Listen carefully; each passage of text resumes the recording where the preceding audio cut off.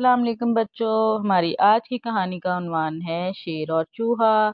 ایک دفعہ کا ذکر ہے کہ کسی جنگل میں ایک شیر رہتا تھا۔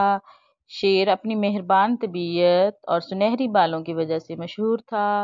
ایک دن شیر سو رہا تھا کہ اچانک ایک چوہا وہاں آ گیا اور شیر کے بالوں میں گھس کر کھیلنے لگا۔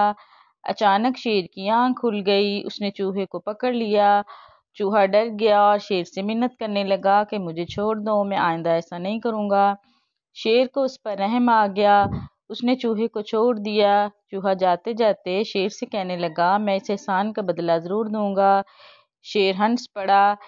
ایک دن کچھ شکاری جنگل میں آ گئے، انہوں نے جال ڈال کر شیر کو پکڑ لیا۔ وہاں اچانک ہی وہ چوہا بھی آ گیا، اس نے اپنے دانتوں سے جال کو کاٹ دیا۔ اس طرح شیر آزاد ہو گیا۔ شیر نے چوہے کا شکریہ ادا کیا۔ چوہے نے کہا، کوئی بات نہیں، ایک دن آپ نے میری مدد کی اور آج میں نے آپ کی مدد کر دی، اس میں شکریہ کس بات کا۔